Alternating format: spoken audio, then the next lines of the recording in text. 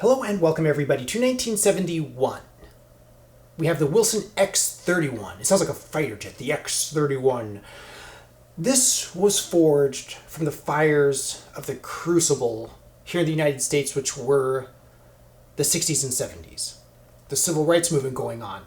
War tore the country apart. Political upheaval, economic downturn, the space race. There was so much going on. And we get this X31, and I wasn't that familiar with it. I first saw this and I was like, oh, it's just another club. It's another Wilson club. There are lots of them. How good could it be? Do you have any X31 irons? Let us know in the comments below, and what do you think of them? 1971 X31. Let's go have a look at the review table, and we'll talk about the identifying features. Pretty easy to identify with a big golden crown right here, and the NASA experimental aircraft right here, X31, written in red. Wilson across the top line. Toe profile, pretty cool. You have the thin top line, muscle, and then you have this radiused wide sole right here. X31 on the sole. So obviously a bore-through construction. X31 and the iron number 6. It's funny, this is almost like this is like very modern, but this is like Art Deco style. Interesting combination of fonts right there. As we spin around the hosel right here. Some cosmetic lines right here. It's not the traditional like crisscross knurling, but maybe you could call that knurling. Look at the top line right here. Interesting, it's pretty square up here. Pointed toe.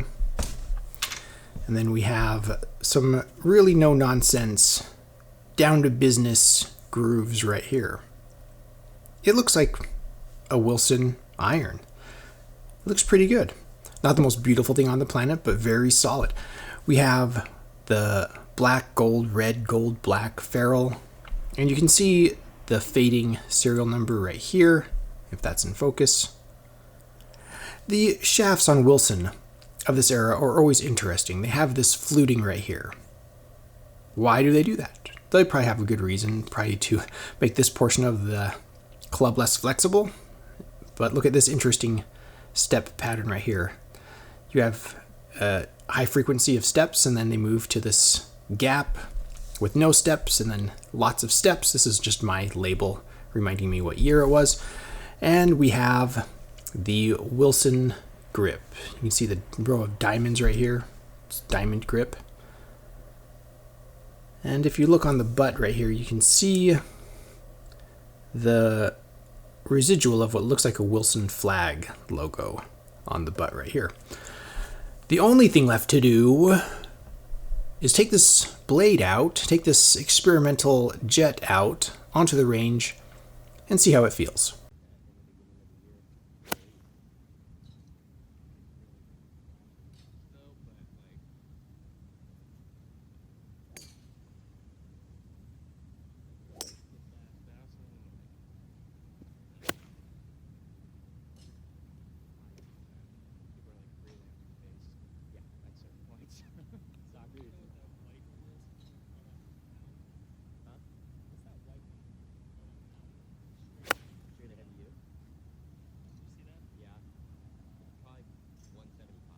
(1971) Wilson was one of the big golf manufacturers, and I can tell on the range.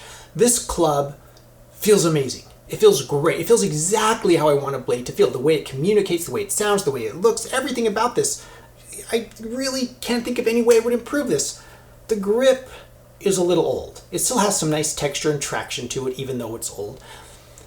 But you replace that, and this thing is phenomenal. If you can find a good set in good condition at a reasonable price, I can't give you a reason why you shouldn't get this. So are you going to get it, vintage golfer? I want to. Talk me out of it. I can't. I need to stop buying vintage iron sets. It's so good. It's such a good set. I want it. Somebody talk me out of it. It's been purified, as hopefully this country has been, right? Through all that trial and upheaval in the world. Sometimes you just need to, let's make the best golf club we can make. Sometimes we just need to be the best people we can be. We're going to make mistakes. We learn from it. We move on. We become better people. I feel like Wilson has done that with this. This is amazing and lost to the pages of history. Let me know your thoughts about the X31 and talk me out of buying a set of them because I love them. They're so cool. If you want to support the channel, please subscribe, and you can visit my Amazon shop. I'll put a link in the description below. I am an Amazon associate. I make proceeds from qualifying purchases. Thank you so much for watching. I am The Vintage Golfer.